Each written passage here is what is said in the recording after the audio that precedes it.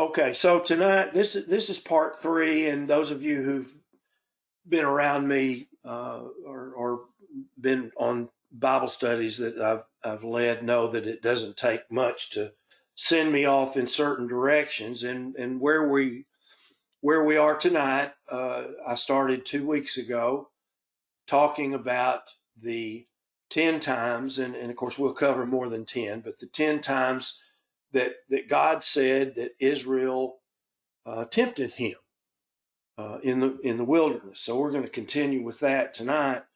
And as I told a few people who were on here first, we will not have one single scripture from 1 Corinthians 10. So it's kind of a misnomer that I'm calling this a 1 Corinthians 10 Bible study, but I think you all understand.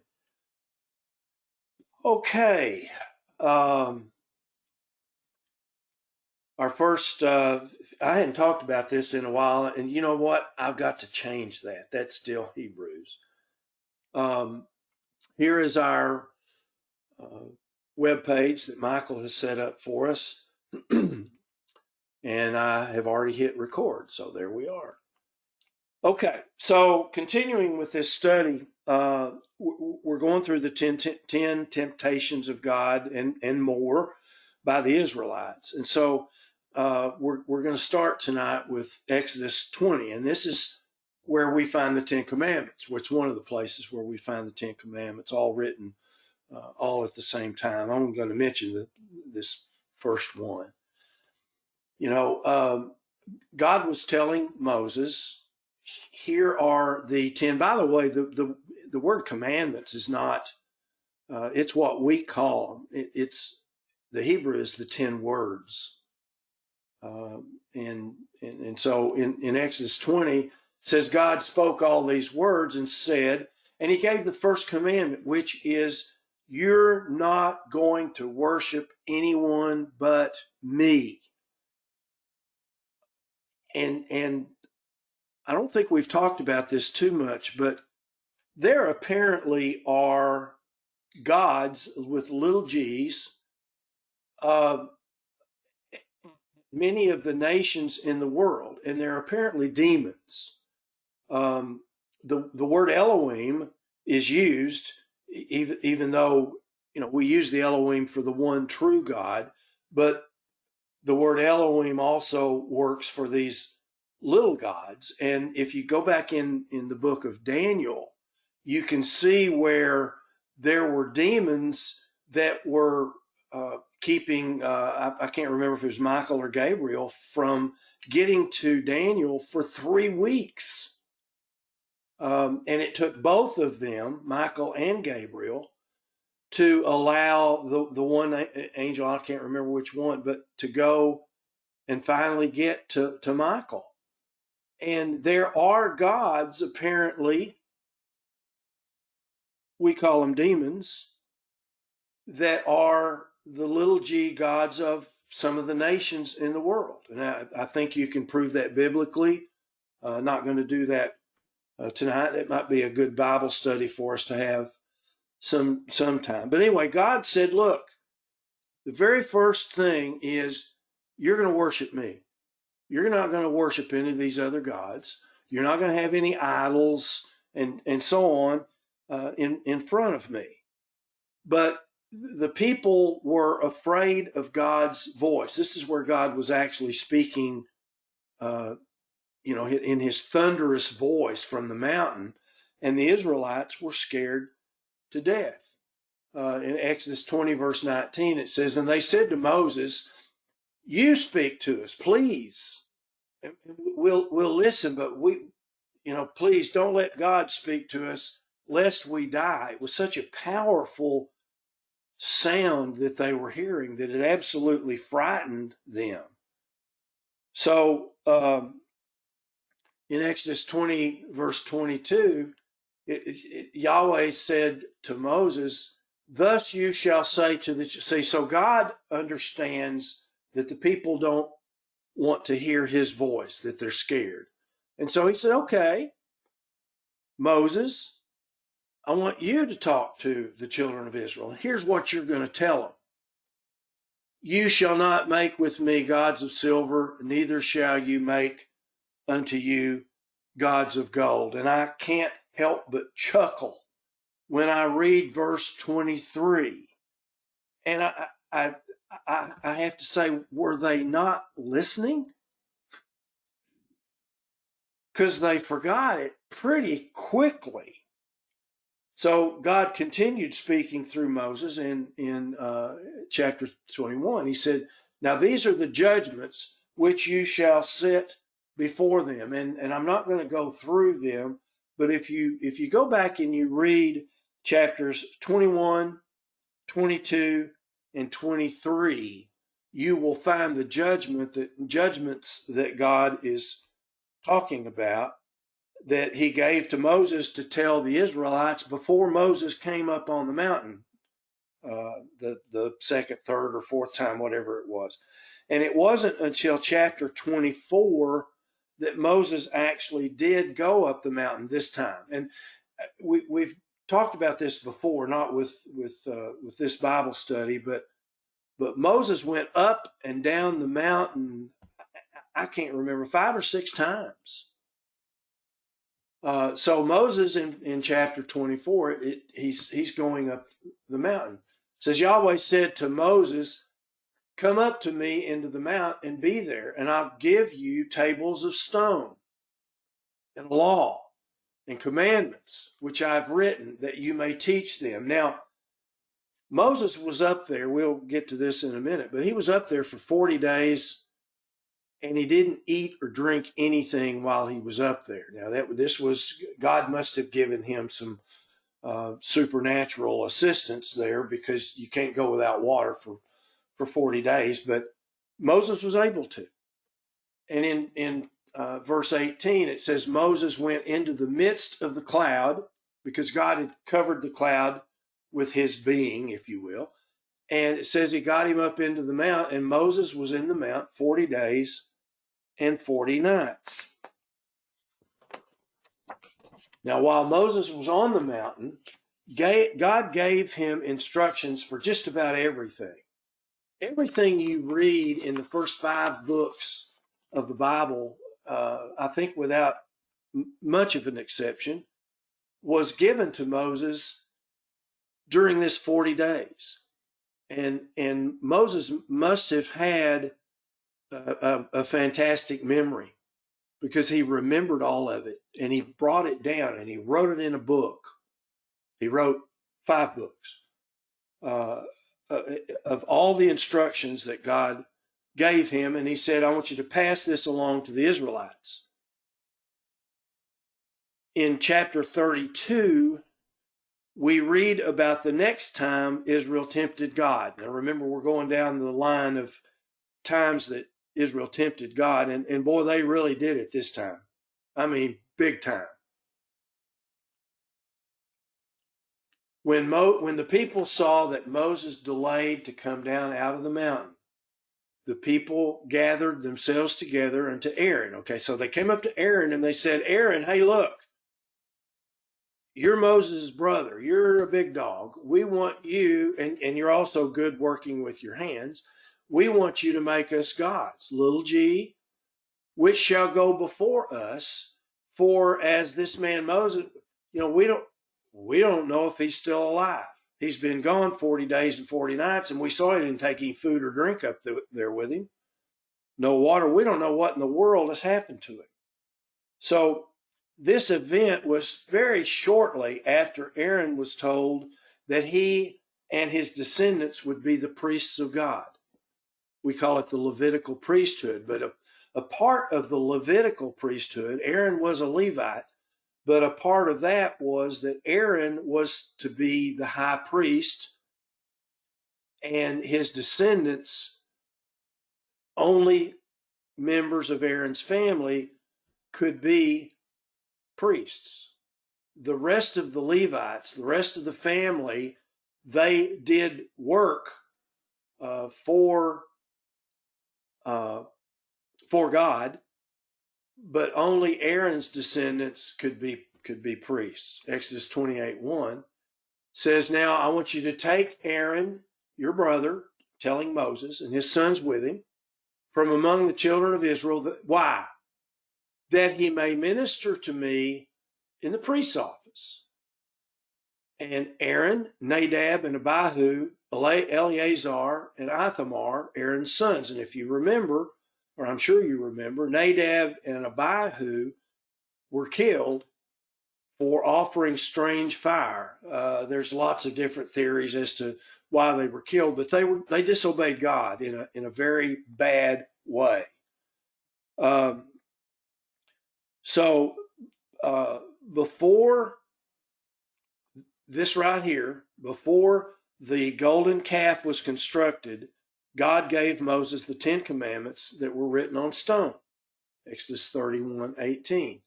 And he gave Moses, when he had made an end of communing with him, after he told him all of the things that he wanted Israel to do, that he wanted, the things in the first five books of the Bible, he gave him 2 tables of testimony, the 10 words, if you will, tables of stone, written with the very finger of God. Moses didn't write on the tablets. God wrote on the tablets. Well, it didn't take long for the Israelites, after coming up to Aaron and saying, hey, we don't know what the deal is with this guy Moses. We don't know where he is. He's probably dead. And so whatever they did to get Aaron to do this, and I'm not sure that it was quite as simple as, what we read in the scriptures. There's a lot that we don't read. It's not there. But anyway, it says, Aaron said to him, okay, take your golden earrings, which are in the ears of your wives. And by the way, these are earrings that came from the Egyptians. Said, take the golden earrings, which are in the ears of your wives, of your sons, your daughters, and bring them to me. Bring me a bunch of gold. And in verse 4, he received them at their hand and fashioned it with a graving tool. After he had made it, the gold, a golden calf, and they said, now it doesn't say Aaron said, but they said, because personally I believe he was coerced. I don't know why. I don't know what they did. But anyway, that's just a personal thing. And they said, these are your gods, O Israel, which brought you up out of the land of Egypt. And when Aaron saw it, he built an altar. And Aaron made proclamation and said, tomorrow is a feast to the Lord, to Yahweh. And they rose up early on the morrow and offered burnt offerings and brought peace offerings, and the people sat down to eat and drink and rose up to play. This was a wild party. As a matter of fact, tomorrow night, there's going to be parties all over the world that would probably look a lot like this. God knows what's going on. He's looking down from up on top of Mount Sinai, and this is pretty much the last straw with him, as the old cliche goes. And as hopefully you all have all seen the Scooby-Doo cartoons. Scooby-Doo would say, "Ruh-roh, ruh-roh." I chuckle at the words that God used here. In verse 32, this is just hilarious to me. And the Lord said to Moses, go. Yeah, Scooby Snacks, Mike James says, yeah. He said to Moses, go, get down, for your people, which you brought out of the land of Egypt, have corrupted themselves. God said, they're not my people. They were my people, but they're not my people anymore. They are your people, Moses. You're responsible for this mess. They've turned aside quickly out of the way which I commanded them. It didn't take long. First commandment was, don't have any other gods in front of me, and don't make any graven images. And he said, they've made a molten calf, and they've worshiped it, and they've sacrificed. And they said, these are your gods. Boy, that was not something that they should have been saying. because it flat got them in some trouble. And the Lord said to Moses, I've seen this people, and they're a bunch of stubborn, stiff-necked people. Now, get out of the way, Moses. I'm about to wipe them out. I am done with them. But guess what? I'm going to make of you a great nation. I don't need them. But Moses, a man of character, begged him not to destroy them. And I was talking to somebody a couple of days ago. It was John Reedy. And I said, I wonder if the Israelites ever appreciated what Moses did for them the 3 or 4 times, maybe more, I can't remember, different times that Moses saved them. Where Moses said, no, Father, well, I don't think no, God, Yahweh, anyway, please don't wipe them out. And then in verse 11 through 14, it says, Moses besought Yahweh, his God, and said, Lord, Yahweh, why are you letting your wrath wax hot against your people? He said, Moses is kind of twisting this around. And he said, they're your people. You brought them forth out of the land of Egypt with great power and a mighty hand. They are your people. And if you do this, if you wipe them out, the Egyptians are going to say, oh, he only took them out so he could kill them. He didn't like them. They weren't his people. And so, Moses goes through this and he says, God, you need to repent of this evil against your people. Now, the 10 Commandments movie is wrong because it shows that Moses comes down the mountain, he has the tables in his hands, and he gets mad and he throws them and he hits the golden calf, and the earth opens up and swallows all the people. That's not what happened. But Hollywood does its thing. In the scriptures, he does throw the tablets, but he does something else. He says, remember, Abraham, Isaac, and Israel, your servants. He's still talking to God, and talked about the promise that he made to Abraham. And in verse 14, it shows that he did, I'm going to say, get God to change his mind. I think he really did. But in verse 19 and 20, here's what he did after he threw the tablets. The earth did not open up and swallow them at this particular time.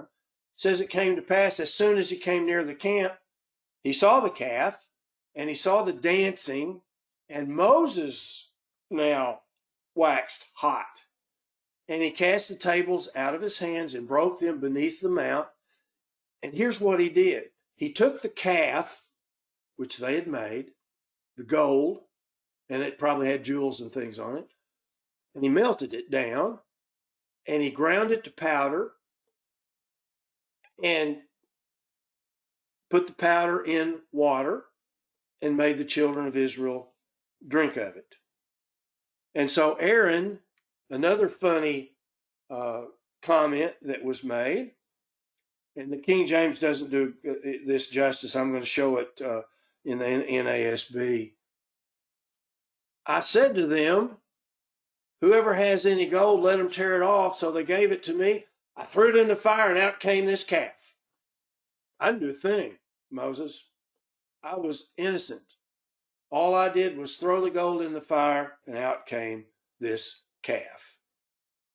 And now this is kind of an interesting comment made here, and you have to look at the Hebrew to know exactly what it is that Moses is saying. It says, when Moses saw that the people were naked, for Aaron had made them naked unto their shame among their enemies. Now, I don't doubt for a minute that it wasn't a big sexual orgy that was going on down there, and many of them may have been naked, but that's not what the Hebrew word is. The King James says they were naked, but the Hebrew doesn't mean naked. It means to be out of control, to let go. The NASB puts it this way. Now, when Moses saw that the people were out of control, for Aaron had let them get out of control to be a derision among their enemies. This time, it seems that Moses made the decision as to what was going to happen to the sinful Israelites. And we've got this in verse 26. Then Moses stood in the gate of the camp, and he said, who is on the Lord's side? Who's on Yahweh's side? Let him come to me. And this next line is one of the reasons I believe that the sons of Levi were made to be priests. They were loyal. It says all the sons of Levi gathered themselves together to him. And he said to them, thus says the Lord God of Israel. And that actually the Hebrew here would be Yahweh Elohim of Israel. Put every man his sword by his side and go in and out from the gate and kill them all. Slay every man his brother and every man his companion and every man his neighbor. And so this is what Levi did. Levi took their swords and they went and they killed many Israelites for this major disobedient thing that they did with the golden calf. I mean, right out of the gate, they have a golden calf made, and they're worshiping, saying, "This is your God, gods, little g gods."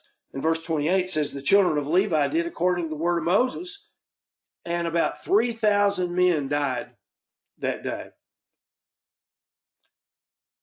Then Moses goes back up to God and offers himself as a ransom for them. As I said, he goes up and down the mountain several times during all of this that's going on. So Moses returned to the Lord and said, "Oh, this people have sinned a great sin and have made them gods of gold. Yet now, if you will forgive their sin, and if not, blot me out, I pray you, out of the book which you have written." Moses offered himself. He said, "Father, if you can't forgive them, take me." And the Lord said to Moses, "Whoever has sinned against me, him will I blot out of my book. Not you, Moses. You can't take their place." And if you take this and look at a little further, there was a man whose life did take the place of all of us and his blood. But Moses couldn't do it. Paul offered to do it. Only Jesus Christ could do that. In verse 34, "Therefore now I want you to go and lead the people to the place where I told you, my messenger," and that's, if you remember, that's the correct translation is messenger. "My messenger shall go before you. Nevertheless, in the day when I visit, I will visit their sin upon." They're not getting out of this. "I will visit their sin upon them." In verse 35, "And the Lord plagued the people because they made the calf which Aaron had made." Now remember, they've already had 3,000 of them die by the sword of the Levites. Now, the scriptures don't tell us where this place was. Verse 34, "Therefore now go, lead the people to the place which I've spoken to you." So God told Moses to take the people somewhere. It doesn't tell us what the plague was. Doesn't tell us exactly when it occurred, but apparently it was some time after they left the area of Mount Sinai. So now, after this, God told Moses to depart for the promised land. But it would be a while before he came down from the top of the mountain, before Moses came down. take note that at this time, God seems to be planning to allow them to enter into the land, into the promised land. And he says he'll fight for them. Exodus 33.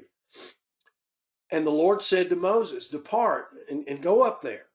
You and the people which you've brought up out of the land of Egypt, I want you to go to the land which I told Abraham that I would give him. And I swore it. And I swore that I'd give it to Abraham and to his son Isaac and to his son Jacob, saying, to your seed, to your descendants, I will give it.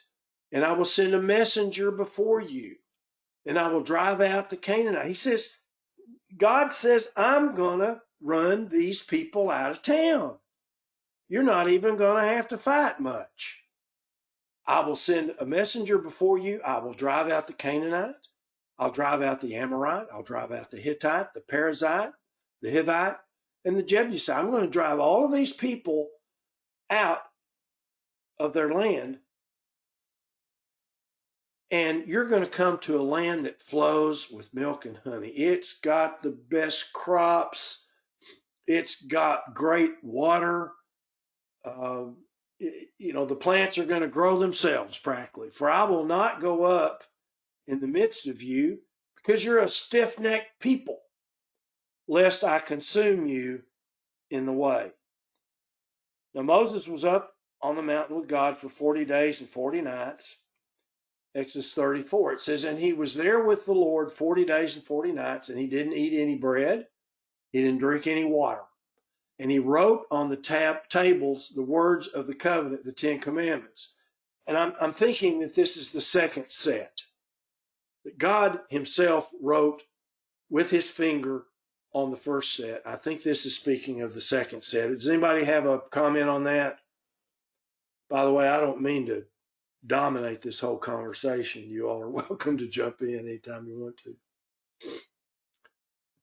Verse 29, it says, it came to pass when Moses came down with the 2 tablets of testimony the second time, when he came down from the mount, Moses did not know that he shone, that he had, I hesitate to say the Shekinah glory, but he did have the glory of the Lord shining from his face, because he had been with God for 40 days. Numbers 11, when the people complained, no, these people didn't complain. It displeased the Lord. And Yahweh heard it, and his anger was kindled. This is another one of these 10 times. And the fire of the Lord burnt among them and consumed them. Henry says, verse 7 of Exodus 33, hang on a second. Michael or somebody, can you all read that chat that he put in there? He must have sent it privately because none of us can see it. Okay. Okay, verse 7 of Exodus 33, only 6 of the nations are listed, but there were 7 nations that Israel was to drive out. Why are only 6 nations listed? You know, Hank, I certainly can't answer that, but I do know this about the scriptures in general. God doesn't write down everything. When whoever wrote that the words of Jesus would have filled up all the books in the world if all of them had been written. So I think that it may be just as simple as, it's okay. It doesn't matter what verse it is. I really think it's as simple as, God doesn't have every single word written in the scriptures. Does anybody have another thought on that one? Hank, do you?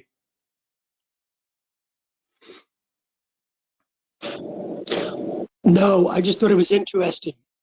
Perhaps maybe the Canaanites also include more than just one particular group.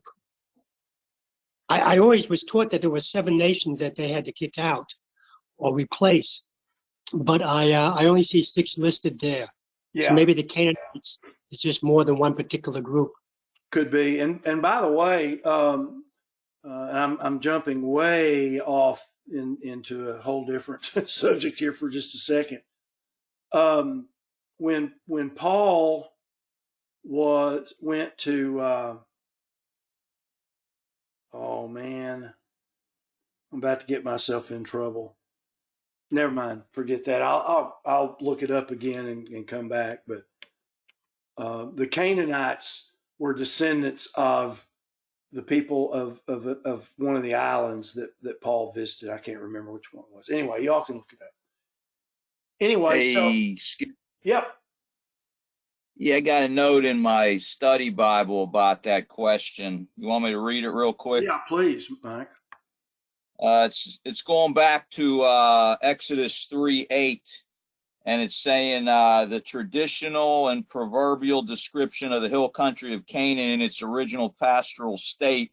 The list of the Canaanite nations ranges from 2 names, Genesis 13:7, to 5, Numbers 13:29, to 6 here in Exodus 3:7, and also Judges 3:5, and to 10 in Genesis 15:19, 21, and then to 12, see Genesis 10:15 to 18. The classic description includes 7 names, which Hank is referring to, Deuteronomy 7:1, 7 being the number of completeness.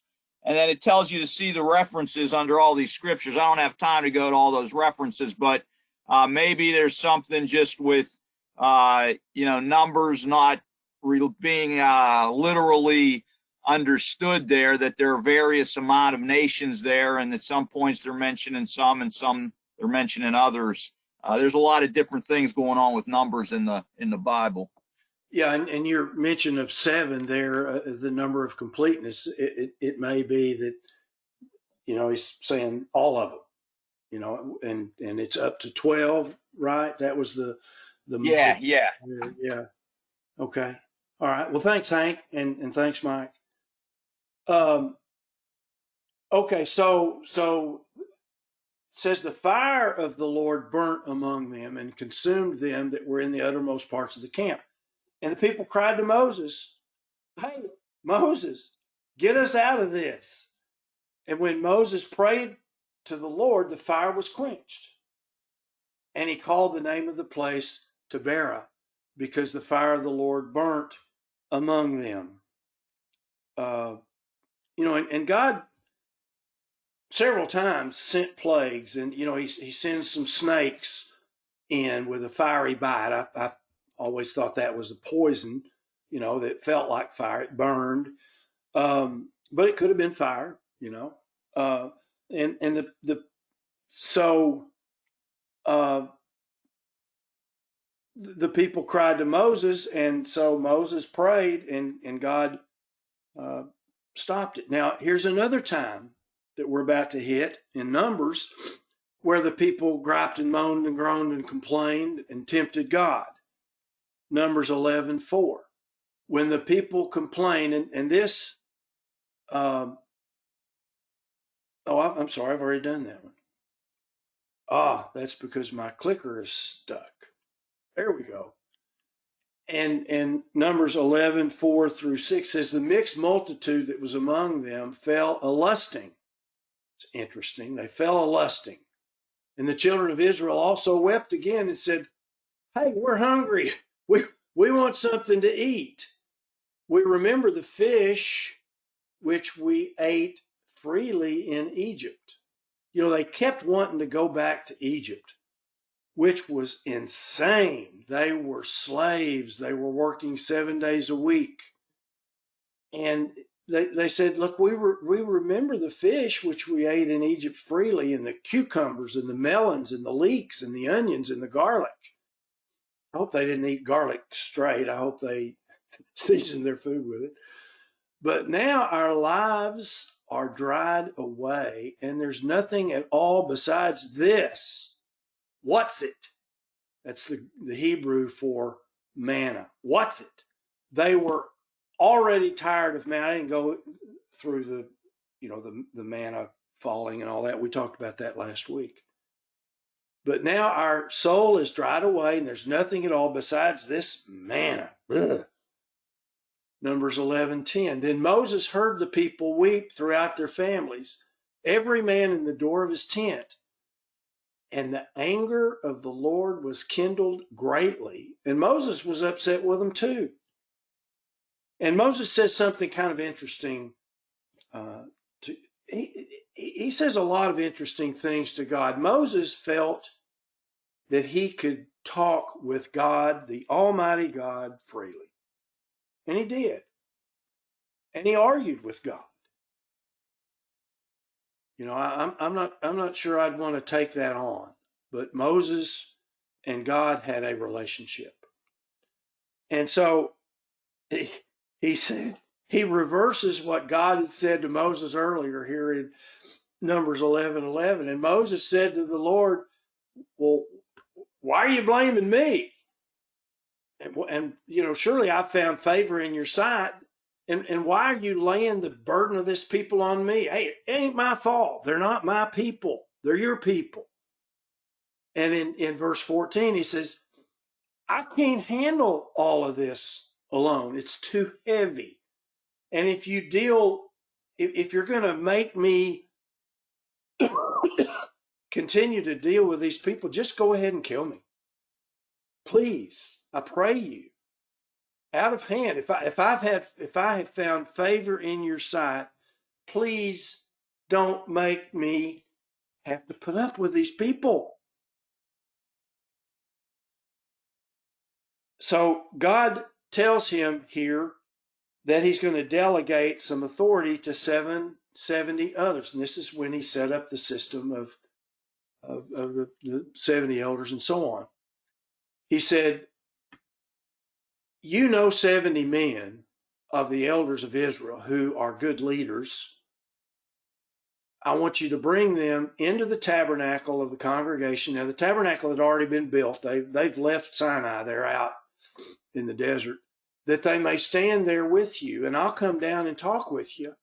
And I'll take the Spirit which is on you. And people can argue all day long that Moses didn't have the Holy Spirit and so on. But he says, I'm going to take of the Holy Spirit which is on you, and I'm going to put it on them. And they will bear the burden of the people with you so that you don't have to do it all by yourself. And I want you to say to the people, I want you to set yourselves apart, sanctify yourselves, and be ready tomorrow. And guess what? You're going to get flesh. For you have wept in the ears of the Lord and said, well, who's going to give us flesh to eat? All we've had is this manna stuff. What's it? You know, for it was well with us in Egypt. Therefore, the Lord will give you flesh and you shall eat. And so God tells them that he's going to give them flesh to eat. But he adds a little bit. And that's why I think there's so much humor in all of this. And I know God was serious and Moses was serious, but yet, you know, reading about this, there is a lot of humor in here. And he says, okay, look, you're not going to eat this meat one day or 2 days or 5 days or 10 days or 20 days, but for a whole month until it comes out your nostrils, you're going to be sick of this meat. And it's going to be loathsome to you because you have despised Yahweh, which is among you. I'm here with you all. I don't know why in the world you gripe and moan and groan and complain all the time. I'm going to give you what you need to survive. And you, yeah. I was going to say, I don't know necessarily in my reading of that it's intended for humor's sake. If anything, this is a form of parental rage that God is expressing here. At least I know I've expressed similar things to my girls when they were growing up. You know, kind of like the best way to describe it. I don't know if anybody's seen this movie called Matilda. Yeah. Anybody ever see that movie? Yeah. You know the scene in there with the evil school marm.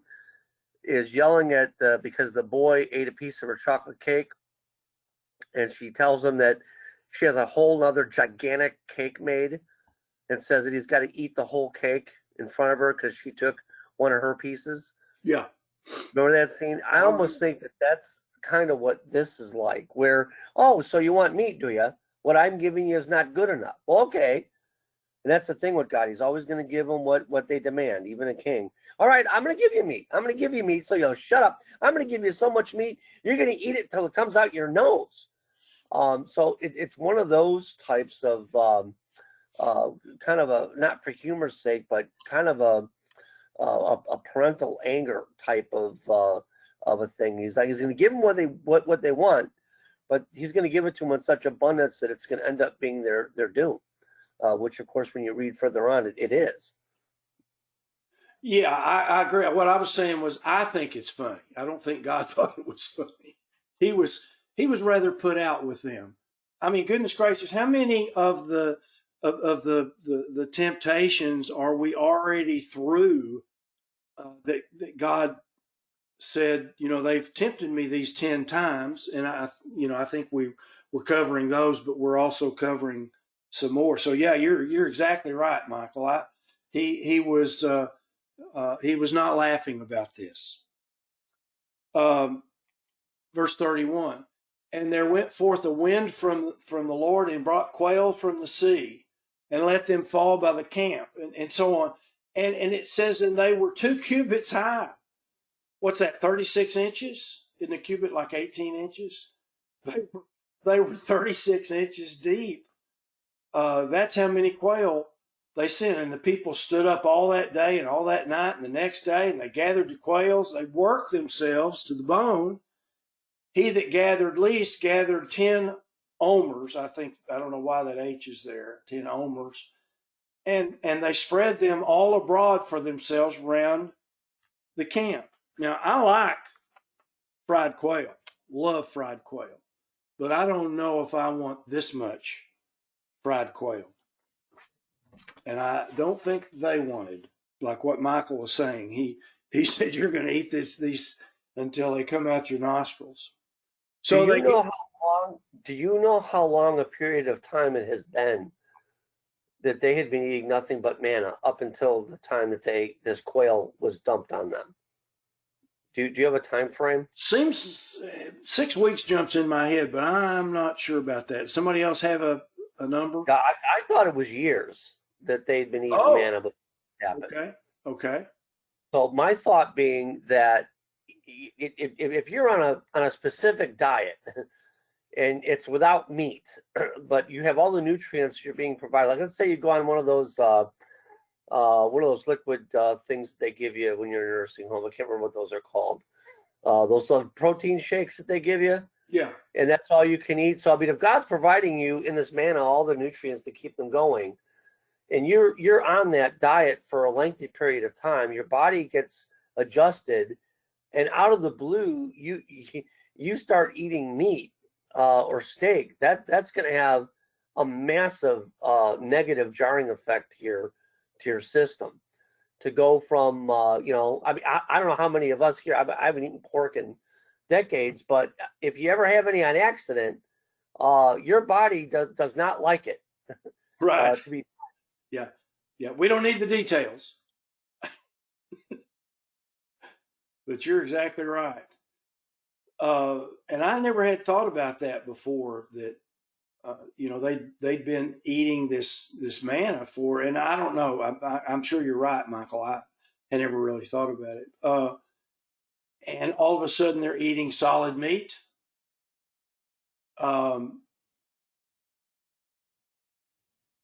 It would definitely cause some issues. And what are they going to do with the waste? So anyway, all right. So they gathered quail and gathered and gathered and gathered. And then here's where I'm sorry, I'm still chuckling. I don't think God was, but I have to kind of chuckle at this. While the flesh was yet between their teeth, before it was chewed, the wrath of the Lord was kindled against the people, and he struck them with another plague. And I'll give $1 to anybody that can pronounce this, the name of the place, because I'm not even going to try. Because they buried the people that lusted. And this lusting must have been after solid food. You know, I don't know what else they would have been lusting after. So now something happens here to Moses, and he gets hit with something that I don't think he ever expected. And even when it happened, I bet he was like, what? Did they really just say that? Miriam and Aaron spoke against Moses because they didn't like his wife. Goodness gracious, why didn't they say that, 20 years earlier? Miriam and Aaron spoke against Moses because of the Ethiopian woman whom he had married. And they said, has Yahweh spoken only by you, Moses? Has he not spoken also by us? And here's the scary part for Miriam and Aaron. And Yahweh heard it. Well, of course he did. He hears everything. But anyway, Moses, when he wrote this, he wrote, yep, the Lord heard what they said. So God says, I'm going to show you people who is in charge. And Yahweh came down in the pillar of the cloud. So he's still in the pillar and the fire and the cloud, and stood in the door of the tabernacle, which they've made, and called Aaron and Miriam. This is not something that you want to happen if you're Aaron and Miriam. I mean, this is not a good day for them. And he says, okay, listen. If there's a prophet among you, I will make myself known to him in a vision and will speak to him in a dream. Okay, that's for normal prophets. But this guy Moses is not a normal prophet. He is faithful in all my house, and I'll talk to him face to face. But I won't talk to you, Aaron, or you, Miriam, face to face. If I want to talk to you, it's going to be in a vision. It's going to be in a dream. It's going to be while you're sleeping.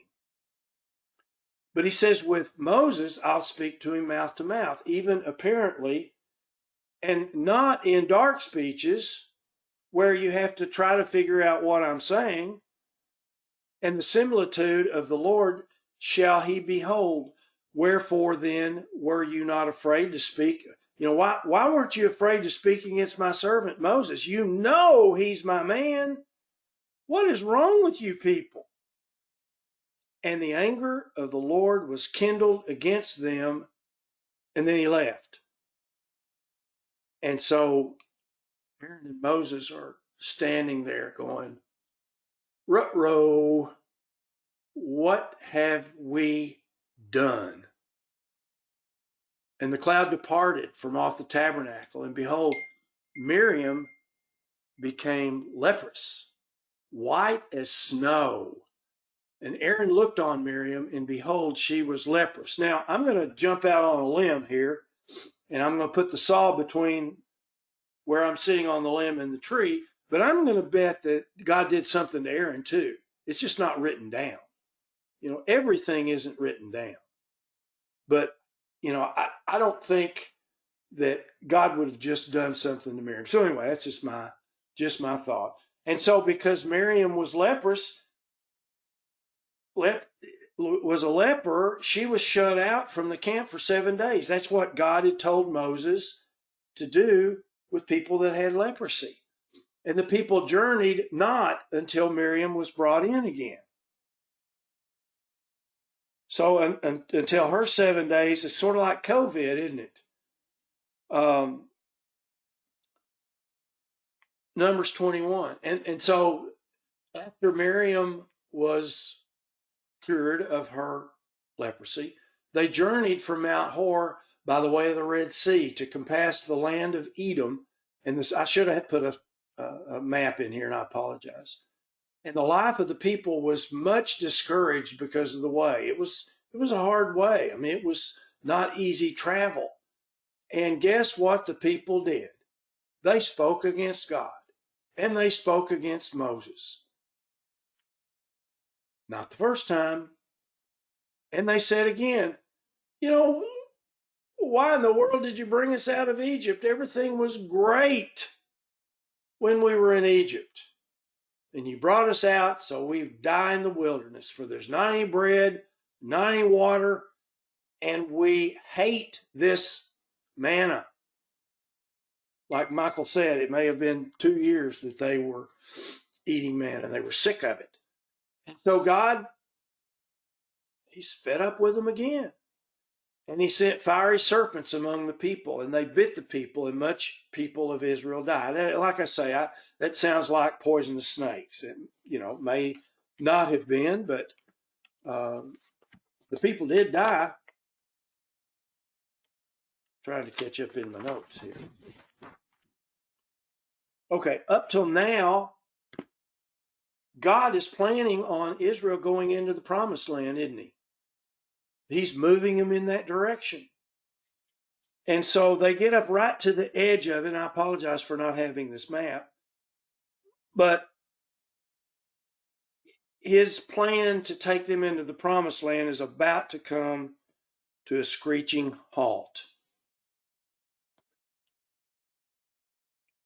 Numbers 13, verses 1 and 2. And the Lord spoke to Moses, saying, I want you to send some spies into the land. I want them to find out what it's like and come back and give a report. And I'm going to send a couple of you from each tribe, everyone a ruler from among them, or it may have been just one from each tribe. I can't remember. And so Moses sent them to spy out the land of Canaan. And he said, okay, look, I want you to go everywhere and find out about this land and see the land, what it is, and the people that dwell there, whether they're strong or weak, whether there's a bunch of them or just a few, and what the land is like that they dwell in, whether it's good or bad. Can we grow crops? And what cities there are, whether they dwell in tents or have they built homes. And what the land is, whether it's fat or lean, whether there's wood, and be without fear, be of good courage, and bring the fruit of the land. And it happened to be during the harvest time of the first ripe grapes. So 10 of them, it wasn't one from each tribe, 10 of them went in and spied the land out. I'm sorry, 12 of them went in and spied the land out, but 10 of them came back and scared the people. And they went and came to Moses and to Aaron and to all the congregation of the children of Israel and brought back word. And here's what they said. Oh man, that's the greatest land I've ever seen in my life. Surely it flows with milk and honey, and this is the fruit of it. But guess what? Those people will kill us if we go in. They are strong. The cities are walled. They're very great. And moreover, we saw the children of Anak there. Those were giants. And the Amalekites dwell in the land of the south, and the Hittites and the Jebusites. These are all of those nations that God had just told them that he would get them and run them out of town. But the people didn't believe them. But Caleb and Joshua came back with a totally different story. Well, the story was basically the same, but their comments were different. And Caleb told the people, whoa, let's go now, because we can overcome it. But the 10 men that went up with him said, "Oh, we're not able to go up against those people. They're stronger than we are." And they brought up an evil report of the land which they'd searched on the children of Israel, saying, "The land is a land that eats up the inhabitants thereof, and all the people that we saw in it are men of great stature." And the congregation lifted up their voice and cried. And the people wept that night. They're scared to death. Oh, let's not pay any attention to Joshua and Caleb. We've got 10 votes over here that says we can't do it. And the people were scared to death. And all the children of Israel, what did they do again? They murmured against Moses and against Aaron. And the whole congregation said to him, "Oh, if we had just stayed in Egypt."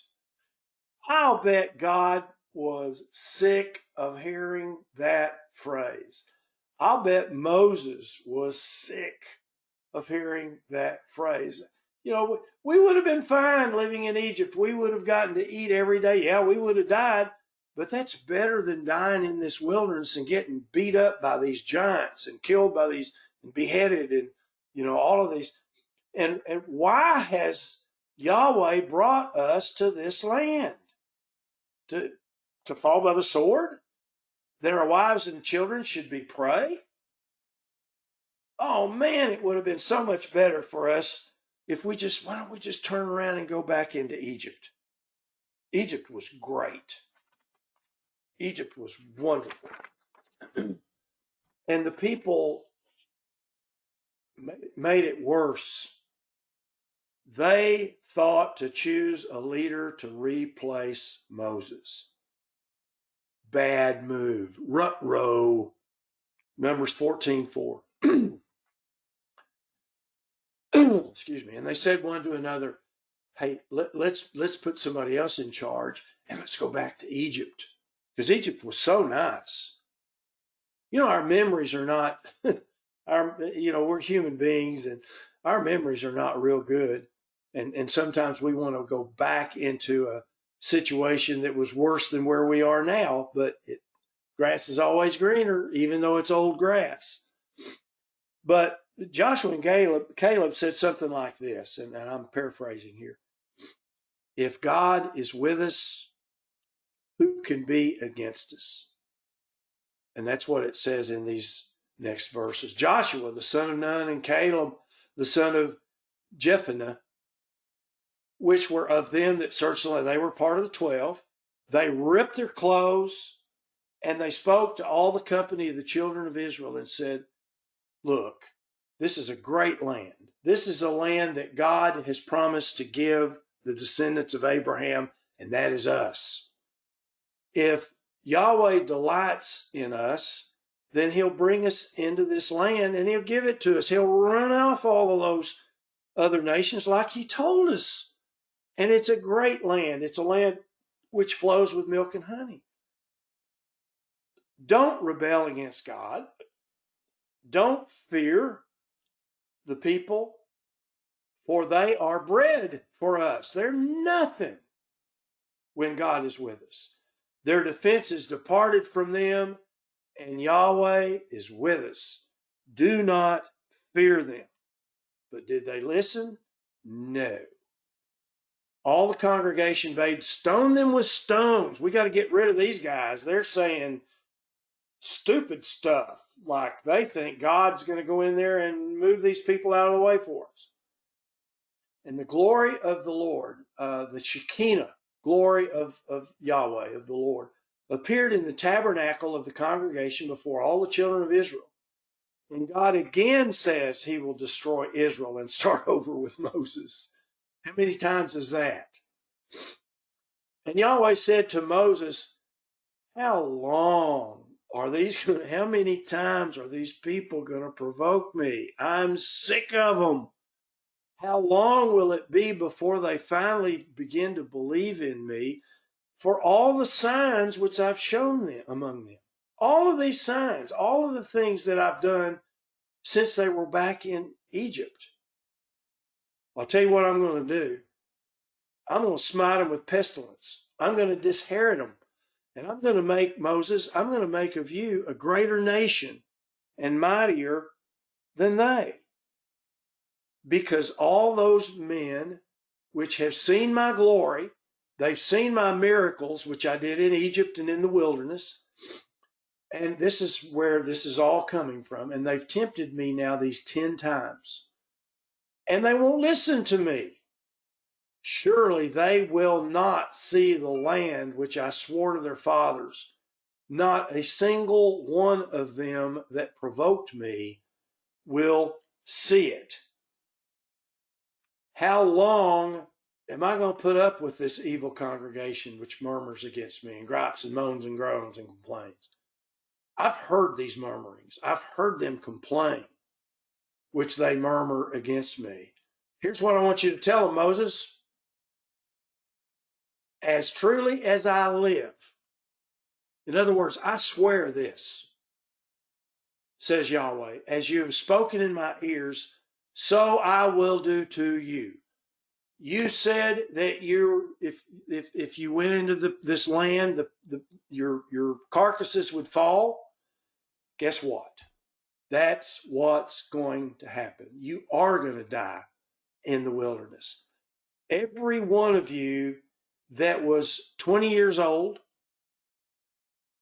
or older, which has murmured against me, you're not going to come into the land, concerning which I swore to make you dwell therein. Your children will. You're not, except for these two guys that told the truth, Caleb and Joshua. But your little ones, which you said should be prey, that they kept coming up with it. God's going to let our children die. These little ones, which you said should be a prey, them will I bring in, and they shall know the land which you have despised. Thank you. But as for you adults over 20, your carcasses, they shall fall in this wilderness. And your children are going to wander in the wilderness for 40 years and bear your whoredoms until you are all dead. After the number of days which you searched the land, even 40 days, each day for a year, and you will bear your iniquities even for 40 years, and you shall know my breach of promise. And he didn't break his promise. He just penalized a portion of the people that he said were going to go into the land. And God took care of the lying spies right then and there. He didn't mess around. He said, not wasting. I'm not going to waste a minute on these guys. The men which Moses sent to search the land, the 10, who returned and made all the congregation to murmur against him by bringing up a lie upon the land, even those men that brought up the evil report upon the land died by the plague. God struck them with another plague, and they died then and there. And after this, Israel declared, they were a little late. They declared, Numbers 14. I forgot about this. Moses said, why in the world are you transgressing the commandment of the Lord? But it won't prosper. Oh, they were wanting to go in anyway. I forgot. I apologize.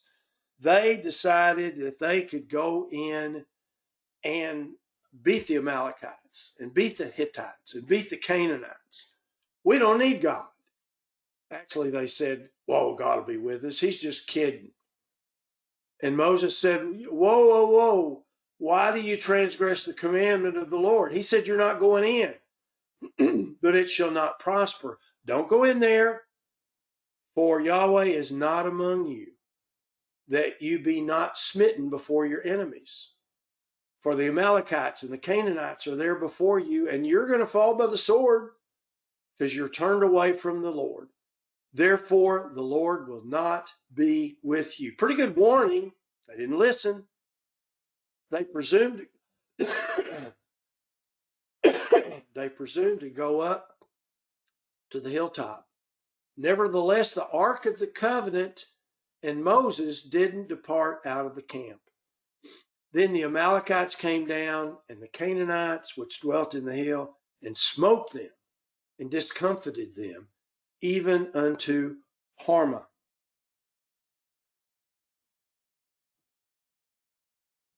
And that is where my notes stop.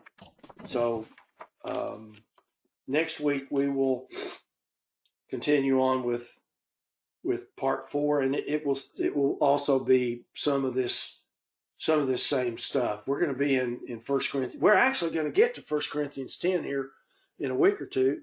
I know you all will be surprised, but that's what we're going to happen. So, okay, thoughts, comments, corrections? Only that, when as you go through this, you realize this last straw where Yahweh makes the pronouncement against Israel. I mean, it's not that the spies were lying. It's that the nation of Israel was calling God himself a liar. Yeah. They were calling his promise that he had been giving to them all these years, that they just flat out and declared God was a liar. And that he's not going to give us this land. We can't overcome it and all those things. And so that was kind of the last straw, as it were. Yeah. Calling God a liar to his face is essentially what they were doing. Mm-hmm. Yeah, and he didn't take too kindly to that. Nope. All right. Anybody else?